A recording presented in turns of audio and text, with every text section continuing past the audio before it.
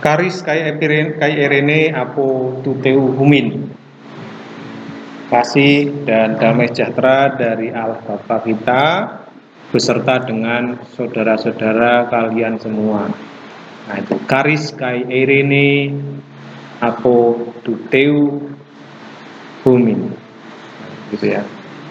Mari kita berdoa untuk mengawali kelas kita hari ini dengan kita mengucapkan doa Bapa kami dalam bahasa Yunani.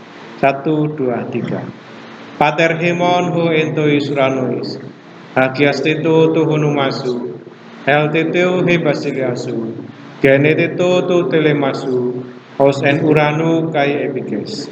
Ton arton hemon ton epiusion dos hemin semeron, kai ave semin ta ovelimata hemon. Hos kai hemis ave kamen tois ovelitais hemon. Kai me esenengke semas inspirasmon. Alarusai mas aku tu poneru. Otisu estin he basilia, kai he dunamis, kai he duksa, Isus ayonas. Amin. Aoris 1 pasif subjungtif. Ya. Kemarin kita sudah belajar aoris aktif dan medial subjungtif ya, dengan ciri-ciri yang masih sama seperti kala kini, tetapi vokalnya dipanjangkan ya, vokalnya dipanjangkan. Nah, karena aoris maka biasanya masih memiliki apa? Ciri-cirinya masih memiliki sigma di sini ya, di sini ya.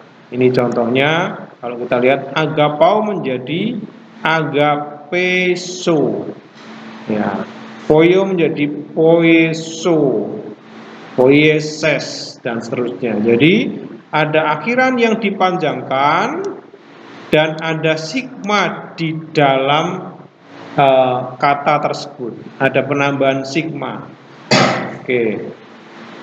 Kemudian kalau kita lihat di sini bagaimana dalam bentuk pasifnya. Dalam bentuk pasifnya kita mau melihat tabel yang ada di bawah ya.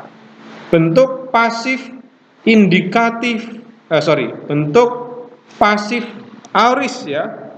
Kita akan lihat di sini bandingkan dengan indikatif ya. Ini aoris pasif indikatif kita bisa lihat ada dalam diktat saudara ya. Ini ya, ada eluten, elutes, elute, elutemen, elutete, elutesan. Ini indikatif ya. Ini indikatif. Jadi cirinya ada ada huruf theta dan ada akhiran pasif di sini ya. Es, emen, et, esan. Itu akhiran pasif indikatif. Bagaimana dengan akhiran pasif subjungtif? Ya, akhiran pasif subjungtif akan berubah, akhirannya akan berubah menjadi o di sini. Lihat, akan berubah menjadi iota subscript di sini. Jadi akan dipanjangkan. Lagi-lagi kita akan bertemu dengan ciri-ciri subjungtif, yaitu penggunaan vokal panjang pada akhiran. Itu cirinya.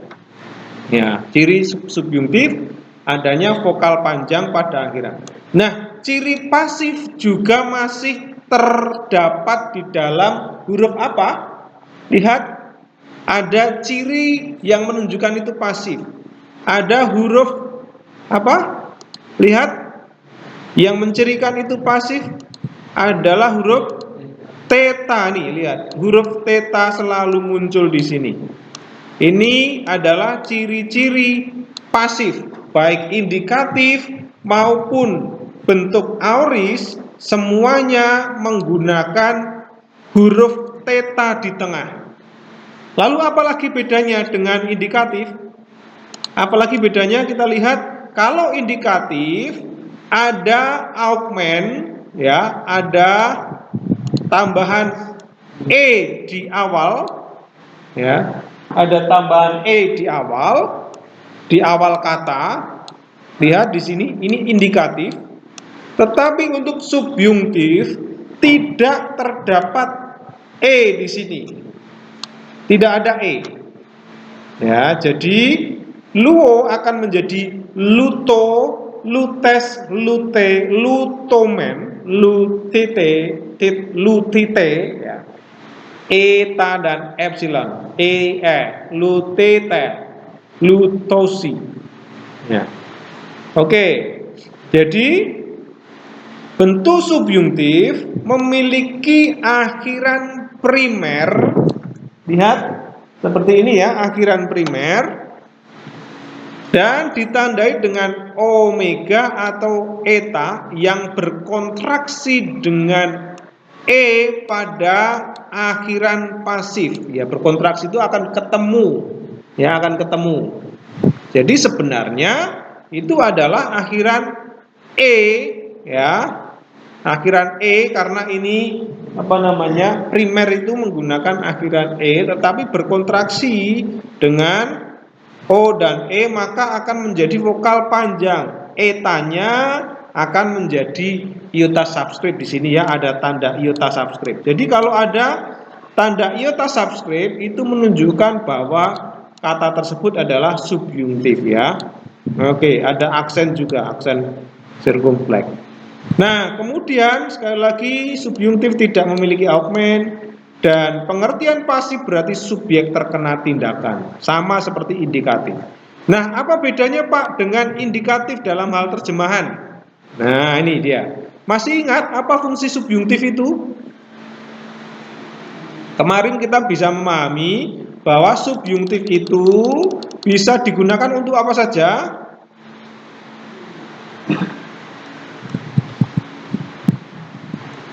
Subjungtif itu bisa digunakan dengan berbagai cara. Coba sebutkan salah satu saja. Untuk apa? Himbauan. Lihat di sini, untuk himbauan. Marilah. Kapan kita bisa terjemahkan itu himbauan? Kalau kata kerja yang dipakai adalah persona orang pertama jamak. Marilah kita. Nah, itu bisa bisa dimaknai sebagai himbauan. Bisa juga larangan kalau ada me-nya. Bisa juga pertanyaan kalau ada kata tanyanya, ya. Lalu bisa juga penyangkalan tegas kalau ada tanda penyangkalan, yaitu apa? Ume, mustahil. Bisa juga menjelaskan tujuan kalau ada kata hina. Bisa juga menerjemahkan kondisional, ya, kalau ada kata yang atau klausa atau protasis dan apodosis di sini ya. Ya, protasis itu apa? Sebab akibat, kondisi dan hasil atau akibat dari kondisi itu.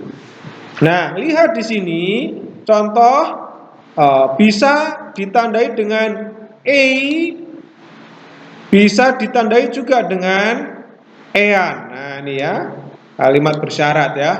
Oke, jadi bisa juga sebagai kalimat bersyarat kemungkinan kecil ya. Ini macam-macam. Nah, jadi sama dengan aktif, pasif pun memiliki makna yang sama ya, memiliki makna yang sama. Bedanya kalau pasif subjek terkena tindakan, bukan melakukan tindakan. Oke. Perhatikan di sini. Sekali lagi.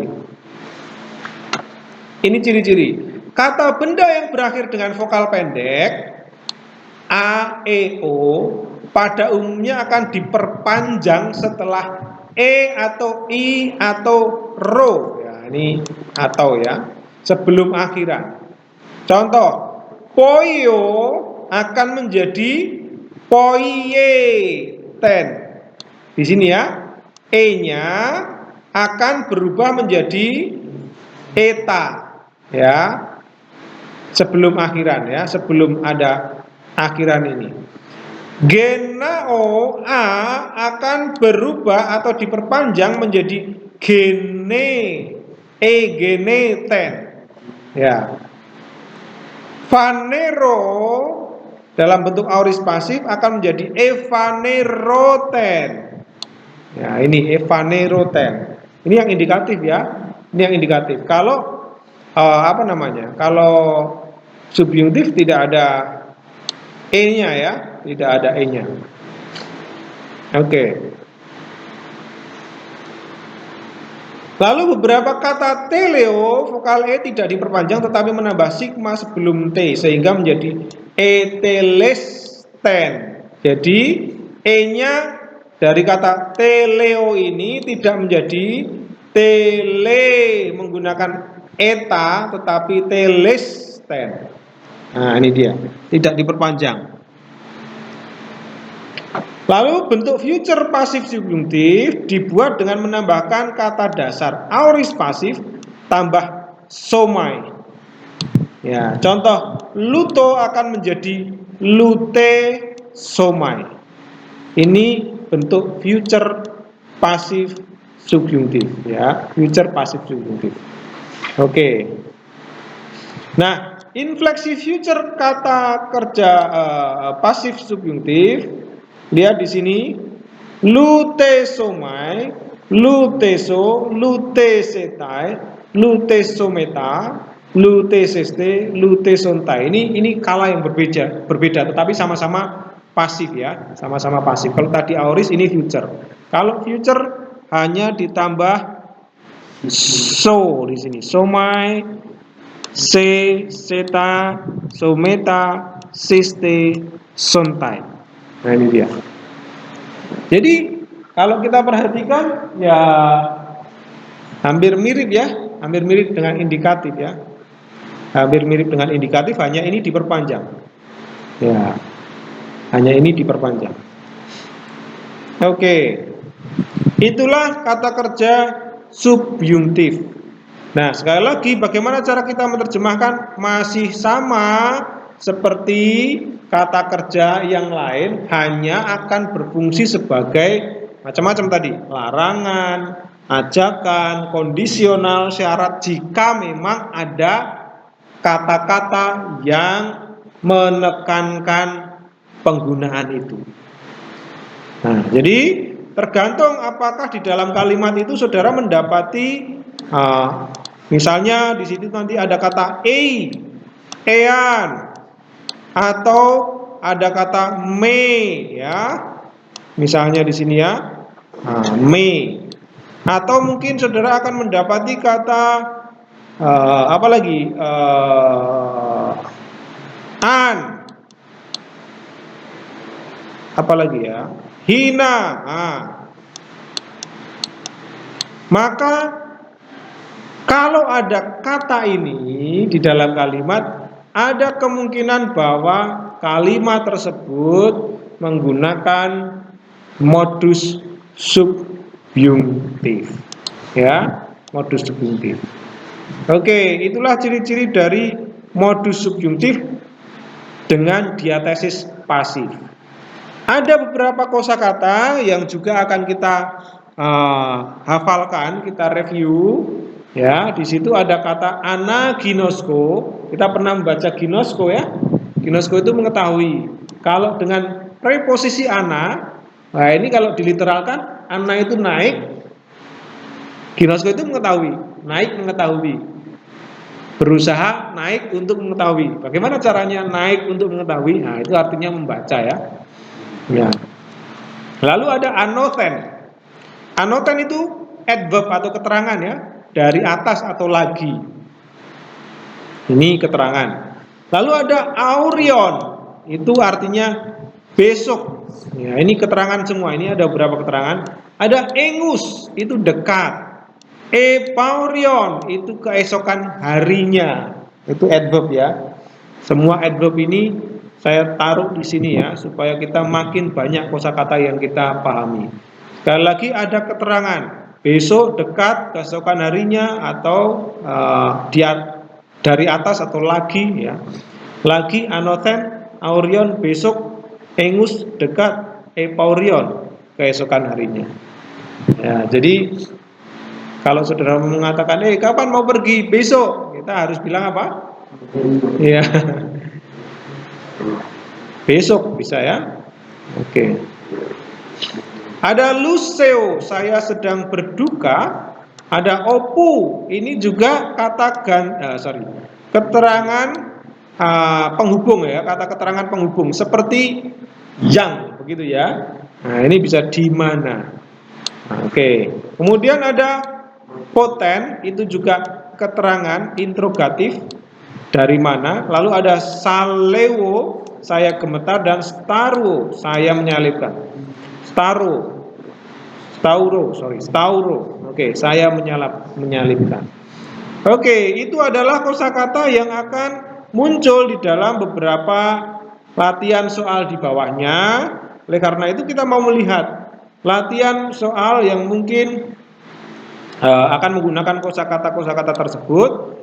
Yang pertama, kai excelton eporoite eis eteron topon. Lihat di sini, kai excelton eporoite. Lihat, adakah ciri-ciri yang menampilkan adanya subjungtif di sana?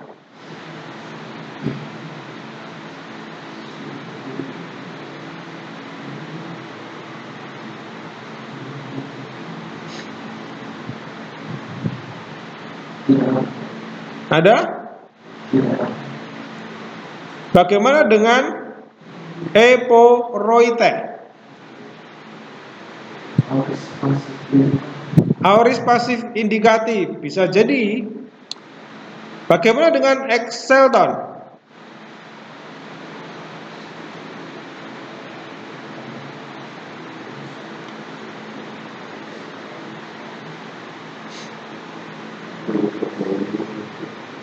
Dari ciri-cirinya, lihat apa ini?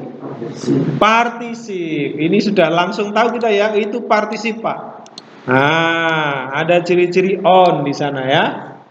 Oke, kalau ada partisip, apa PR kita? Menanyakan artikel, menanyakan kata benda sepadan. Nah, baru kita menentukan fungsi partisipnya. Oke, jadi di situ kita mendapati kata kerja utama adalah eporoite. Eta. Di sini pasif atau aktif? Pasif. Pasif karena ada theta ya, ada theta di sini. Ini lihat di sini. Ini adalah ciri-ciri seperti elute di sini ya. Aorist aktif, pasif indikatif, ciri-cirinya sama. Jadi bukan subjungtif ya. Oke, kalau subjungtif pasti akan menggunakan iota subscript. Ya, iota subscript di sini. Oke, jadi kata dasarnya apa? Untuk mencari kata dasar,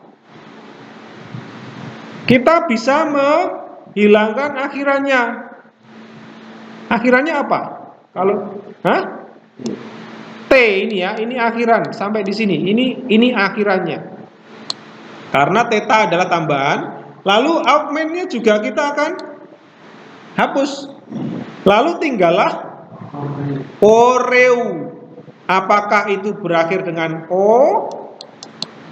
Maka akan ketemu o, re, u, o, atau itu termasuk kata kerja deponen o, reu, omai. Nah, cek di dalam kamus apakah itu poreuo atau poreuomai.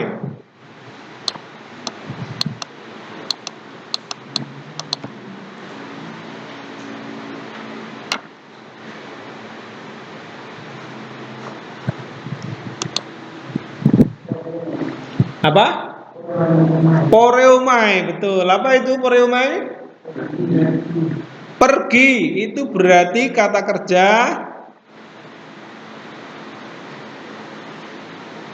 lagi nih, aorist pasif atau deponen. Ya, sekalipun bentuknya pasif karena itu kata dasarnya poreumai, tetap akan diterjemahkan aktif ya. Nah, itu dia.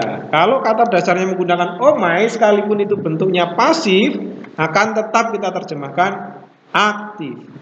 Pergi. Eis eteron topon. Ini ada preposisi eteron dari kata eteros. Kata sifat. Apa itu eteros? Masih ingat kata sifat? Pelajaran berapa? 5 atau 6? Wah, pelajaran 6. Apa itu?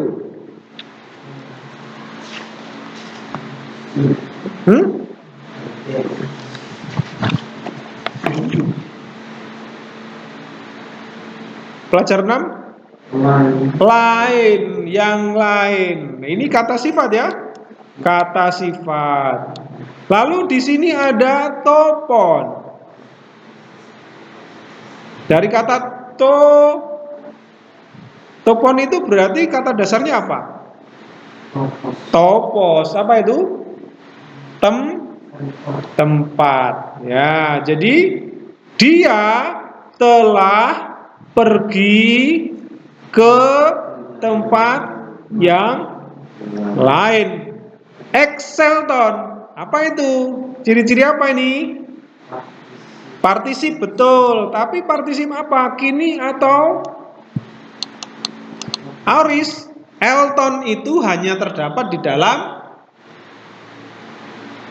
kata kerja aorist ya, aorist partisip. Masih ingat cara menerjemahkan aorist partisip? Kalau tidak ada artikel? Sesudah atau sementara? Sesudah. Jadi sesudah Elton apa? Pelajaran 7 yaitu pelajaran pelajaran 12 ya. Ada tuh Elton ya. Dibuka diktannya pelajaran 17.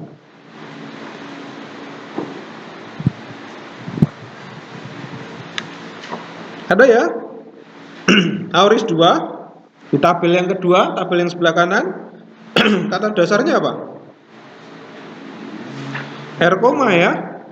Erkoma itu keluar. Lalu excelton apa? Exerkomai, keluar ya? Berarti sesudah keluar dia pergi ke tempat yang lain. Atau bisa kita terjemahkan dia telah pergi ke tempat yang lain sesudah keluar. Bagaimana dengan kai? Karena tidak ada jajar, bisa kita terjemahkan lalu. Ya. Lalu sesudah ia keluar, ia pergi ke tempat yang lain. Bukan ciri subjuntif, belum kita ketemu ciri subjuntif. Mungkin akan kita temukan di nomor 2.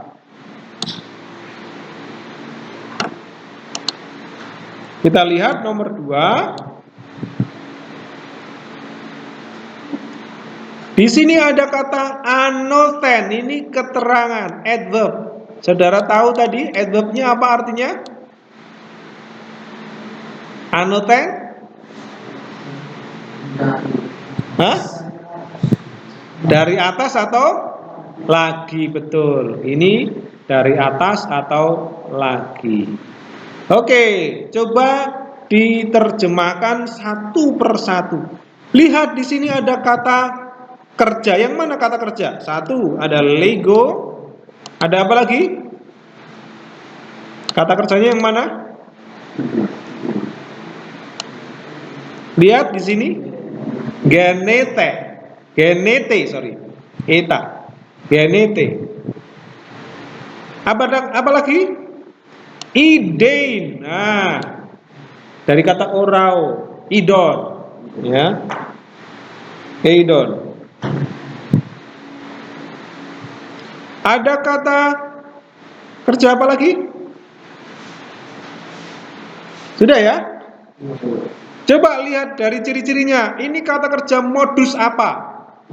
Infinitif. Wah, kalau infinitif maka kita akan terjemahkan untuk. Oke, bagus. Ini subjuntif atau indikatif? Ini modus subjuntif. Berarti bisa kita terjemahkan tergantung depannya ada apakah itu kondisional, apakah itu perintah larangan atau apa. Lihat di sini ada ean. Oh, berarti itu kondisional ya. Jika. Nah. Oke. Bagaimana dengan Lego? Modusnya apa? Indikatif. Lihat, berarti kita mendapati ada 3 modus dalam satu kalimat. Yang satu indikatif, yang satu subjuntif, yang satu infinitif. Wah, lengkap sudah. Nah, sekarang coba diterjemahkan. Ini dikutip dari teks Alkitab ya. Ada yang bisa menerjemahkan?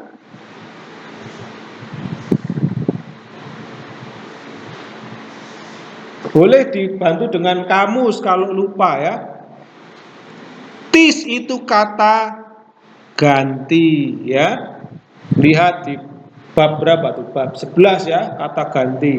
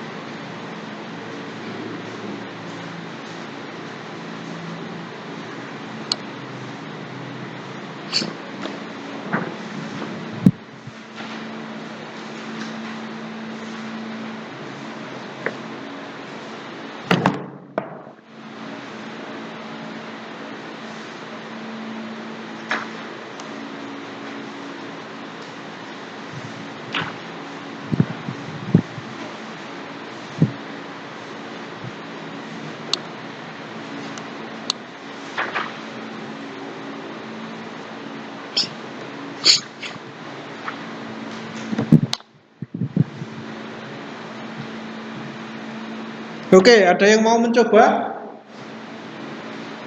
menganalisa atau langsung menerjemahkan boleh? Amin, amin, lego soy. Soy itu apa? Kamu, lebih tepatnya kepada kamu. Kenapa kepada kamu, Pak? Yoksan, Pak Yusan, betul kepada kamu. Tapi kenapa? Apa? Wah, iya, itu betul, itu kasusnya datif, ya. Jadi sekali lagi, kalau saudara mendapati kata benda, kata sifat, kata ganti, perhatikan kasusnya. Perhatikan kasusnya. Jangan sampai kita mengabaikan kasus karena kasus itu menentukan terjemahan. Amin, amin, lego, soy. Terjemahannya? Sungguh-sungguh aku sedang berkata kepadamu. Betul. Me tis genete anoten. Apa itu? Jika betul. Bagaimana? Oke, jika iyanya dari mana? Bagaimana dengan tis? Jika apa itu tis? Seorang atau barang siapa. Bisa seseorang, barang siapa. Itu kata ganti apa? Tak tentu namanya ya. Jika seseorang tidak. Nah ini. Tidak. Bagaimana dengan genete? Tidak dilahirkan. Kenapa karena pasif. Tahu dari mana? Dari theta. Ini subjungtif.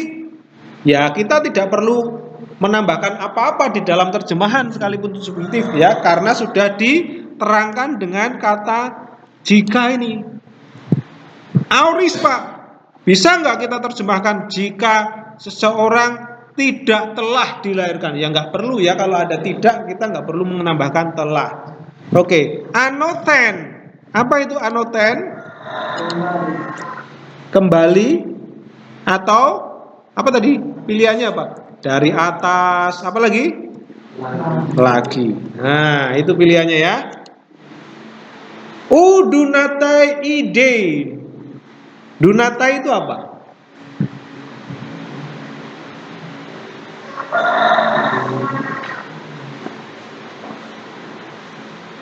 Dunatai. Kita sering nyanyi ya.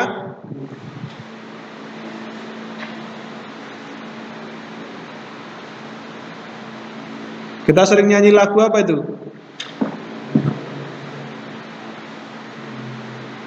Na na na na na na Kago en bumin Karpos Toklema Udunatai. Apa itu? Berkuasa. Berkuasa. Apa Pak Yusak? Berkuasa. Kalau ada U berarti tidak berkuasa. Idein tadi kita menjumpai ini adalah infinitif, jadi kita harus tambahkan apa? Untuk idein, melihat. Ten basilean tuteu, kerajaan Allah itu. Wah, berarti aku sungguh-sungguh berkata kepadamu, jika seseorang tidak dilahirkan dari atas atau tidak dilahirkan lagi, tidak berkuasa untuk melihat kerajaan Allah itu. Siapa yang tidak berkuasa untuk melihat kerajaan Allah itu? Ya orang yang tidak dilahirkan lagi atau tidak dilahirkan dari atas tadi ya. tidak berkuasa atau tidak mampu atau bisa atau dapat. Nah, itu sama ya. Nah, dalam bahasa Indonesia mungkin menggunakan ia tidak dapat ya. Ada tambahan ia. Nah, jadi ini adalah contoh menerjemahkan kata kerja subjungtif bentuk pasif. Ya, dilahirkan. Ya, karena di sini ada kata me tidak, maka kita tidak perlu menambahkan telah. Ya. Lalu ada ean, maka ini menjelaskan kondisional atau suatu kondisi tertentu. Kondisinya apa? Orang tidak dilahirkan lagi. Maka apa yang terjadi? Yang terjadi apodosisnya adalah ia tidak dapat melihat kerajaan Allah. Maka inilah yang disebut sebagai kondisional. Kondisi tertentu yang mengakibatkan suatu hal tertentu atau akibat tertentu. Oke, ada pertanyaan untuk menerjemahkan subjungtif ini. Jelas ya? Oke, sekarang kita lihat nomor 3 dan seterusnya. Silakan dikerjakan, coba. Menggunakan kamus boleh, menggunakan sarana apapun juga boleh.